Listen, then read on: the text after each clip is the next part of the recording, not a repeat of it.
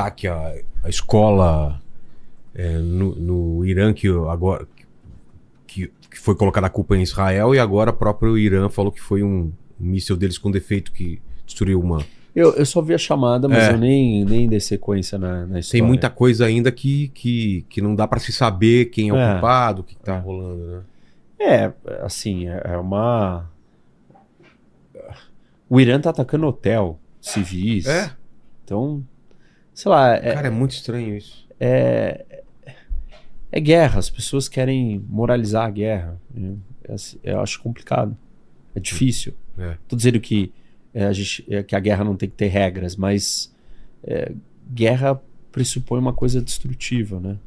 Não pressupõe ser comedido, ser controlado. Senão não chamava guerra. Chamava outra coisa. Estamos brigando. Pô, você não tá em guerra comigo. Calma, né? Maneira aí. Estamos discutindo, estamos brigando. Estamos em conflito. Não, estamos em guerra. Que guerra?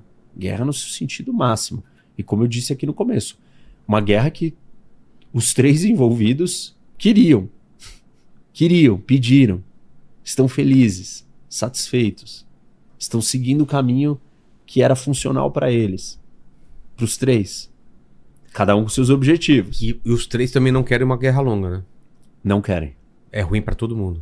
Ou pro Irã é bom que ela se arraste? Ela pode se arrastar, mas o Irã também vai começar a acabar a sua munição, né? Acabar os mísseis, capacidade de retaliação, e aí o negócio vai ficando estranho, vai ficando mais fraco, ele vai, né, correndo perigo. O Putin ou o Zelensky ganham alguma coisa com essa guerra, ou é ruim para eles, ou não tem nada a ver uma coisa com outra? Olha, a única coisa que pode ser boa pro Putin é o preço do petróleo subindo. Tá. Porque aí ele tem mais dinheiro. Parte do problema que ele está sofrendo é porque o petróleo está caindo, e ele está perdendo recursos para continuar alimentando a sua guerra contra a Ucrânia. E, nesse sentido, um petróleo caro dá caixa e munição para o Putin. Que é uma coisa que o Trump está tentando fazer o contrário. O Trump está a todo custo tentando fazer o preço do petróleo cair. Porque ele sabe que isso vai ter um impacto na Rússia também, na capacidade do Putin continuar lutando. E ele quer fazer um acordo com a Ucrânia, ou na guerra da Ucrânia, e ele está tentando forçar o Putin para fazer esse acordo. Ele colocou pressão e fez a Índia parar de comprar o petróleo da Rússia. Ou seja, ele está estrangulando o Putin no recurso, no dinheiro. Ele também está perseguindo a frota clandestina de navios que vende o petróleo sancionado do Irã, da Venezuela e da Rússia. E tudo isso vai abalando a capacidade financeira do Putin sustentar a guerra. Agora, um preço do barril alto, aí ele volta a ganhar fôlego. Entendi. Nesse sentido, sim. Mas isso é ruim para o Trump. O Trump não quer o preço do barril alto. Isso vai afetar a economia americana, pode trazer inflação. Se trouxer inflação, aí os juros não caem. Os juros não caem, ele está num ano de eleição. Isso não vai ser bom para ele. Ele está querendo quase que interferir no Banco Central à força para fazer, né, a coisa ficar do jeito que ele quer. E aí agora o preço do barril alto, isso pode afetar a inflação. Por isso que eu não acho que ele vai levar a guerra por muito tempo. Pois é. Fala, Bigoda. Gustavo Pena, ele perguntou assim: primeiro a Venezuela, agora o Irã. Se pudesse chutar o próximo alvo do Trump, quem seria? Cuba? Cuba. Mas eu não acho que vai fazer uma intervenção militar. Ele falou alguma coisa sobre Cuba? Já? Falou um monte de coisas, mas nada de tipo, vou usar a força. Ele está fazendo um bloqueio, basicamente, não econômico, mas naval, aonde ele não deixa, né, combustível chegar, nem energia. Então Cuba está estrangulado. Mas é difícil o regime cair. Ele quer trocar o regime. E ter alguma coisa do lado dele. Não, ele só quer não? trocar o regime porque Cuba é muito estratégico para os Estados Unidos, na localização, na Com saída certeza. do Golfo do Pertinho México. de Miami. É. Mas a posição de Cuba, historicamente, geograficamente, ela dita o comportamento americano em relação a Cuba. Porque ela mesmo? tem a possibilidade de fechar o Golfo do México. Quem controlar Cuba consegue fazer um bloqueio naval. Se tiver um mapa aí.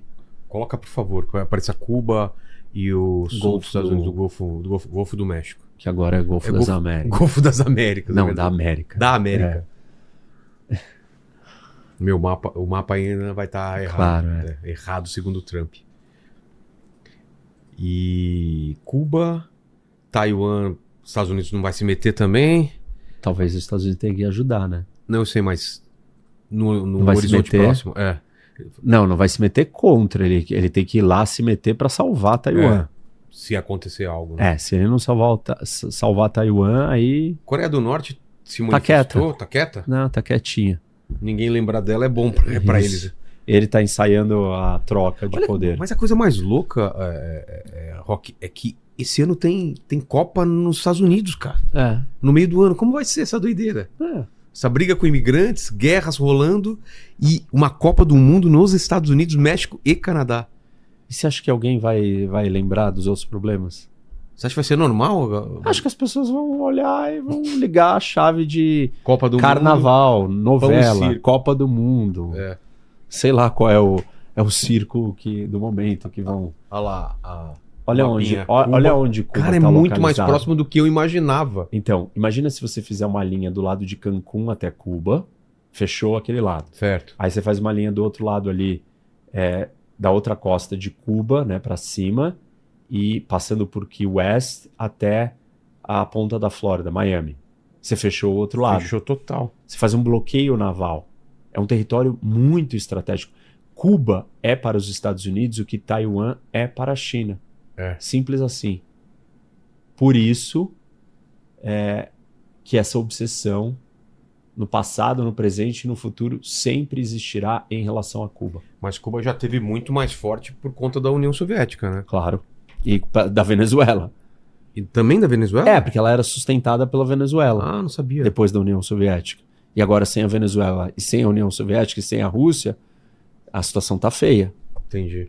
Mas o problema ali é que a situação é tão feia e a população envelhecendo e aqueles que tinham alguma disposição de lutar já fugiram do país, já não moram mais lá.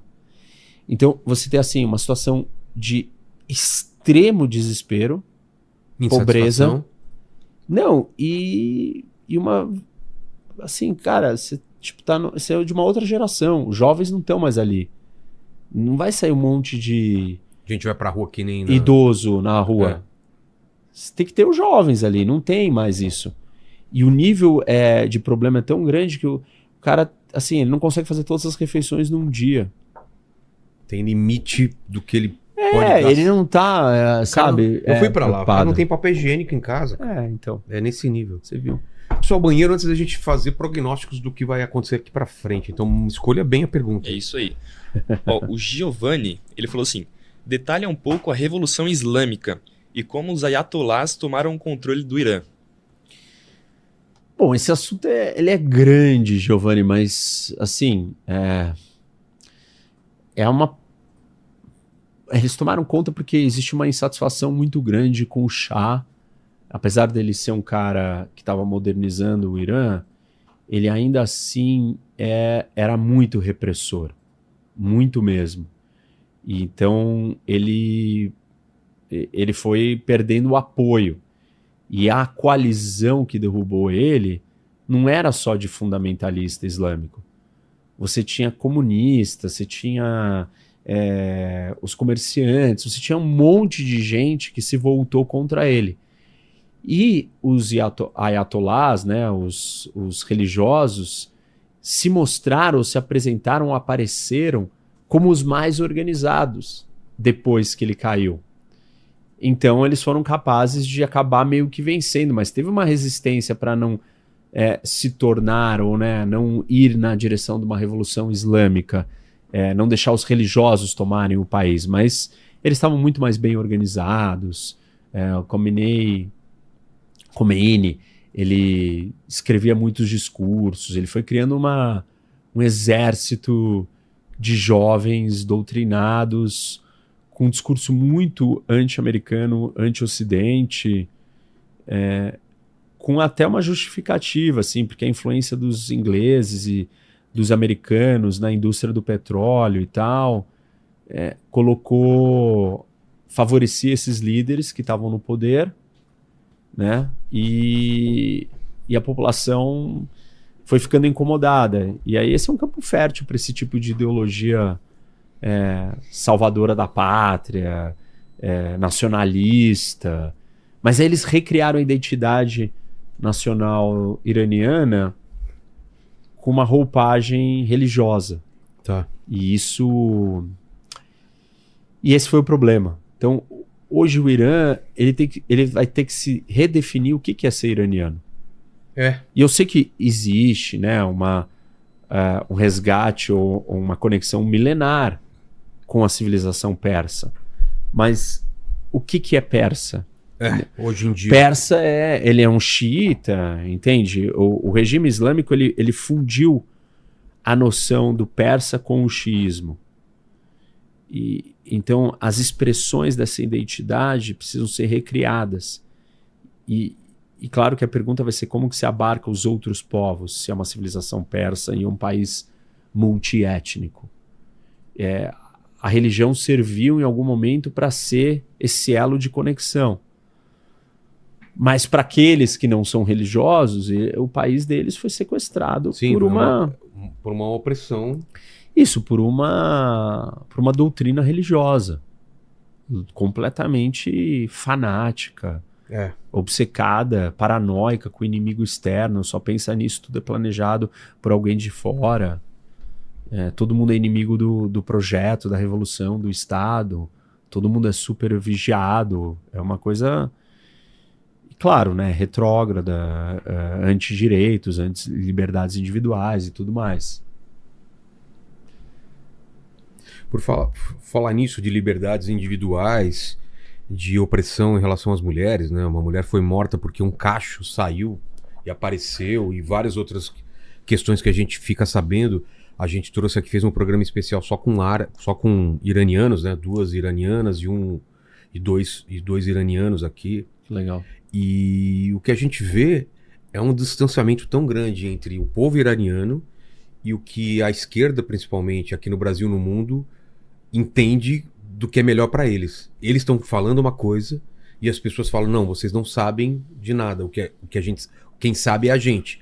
Então, esse anti-americanismo parece que está acima de coisas, um pouco do que a gente falou do woke, do que eles defendem, que as mulheres serem iguais e tal, e parece que, por que existe esse distanciamento e não tá todo mundo junto em relação à queda de um regime tão opressor em relação aos gays, às mulheres, não, eu acho a qualquer que hoje, liberdade? Eu acho que hoje tá todo mundo contra o regime. Eu não vejo isso nas redes sociais. Você vê? Não, quem? Aqui no Brasil? Aqui no Brasil. Ah, não. Sim, é isso que eu tô falando. O que a gente vê, a gente lamentando a morte do líder supremo. Não, tô falando lá, do povo iraniano. Não, lá sim. A gente vê a galera indo pra rua. Eu tô falando aqui, e eu não sei como é nos outros países, mas eu acho que é parecido aqui. De uma parte da população simplesmente lamentando a influência de outro país em relação ao que está acontecendo, né? A queda do líder supremo, e que se não faz isso é discutível, é claro, mas e a situação? E as pessoas que estavam sendo mortas porque estavam saindo na manifestação? Por que isso não entra nesse peso? Não é... Porque as pessoas são escravas da ideologia, né? A ideologia, ela deixa as pessoas cegas, burras. Elas não conseguem raciocinar. Elas não conseguem ter coerência. Elas recebem uma cartilha e elas seguem a cartilha. E a cartilha não diz defenda as mulheres. A cartilha é lute contra os inimigos. Quem define quem são os inimigos? Aqueles que escreveram a cartilha. Se fosse uma luta só pelos valores ou princípios... Que deveria ser, né? Isso. Aí existiria coerência e consistência. Aí você vai lutar pela defesa das mulheres em todos os lugares, em todas as Por que eu condições. tô falando isso? Porque eu tô vendo mulheres iranianas ou mulheres em defesa da... Você ainda não se inscreveu, deu o like e ativou o sininho? Você tá louco?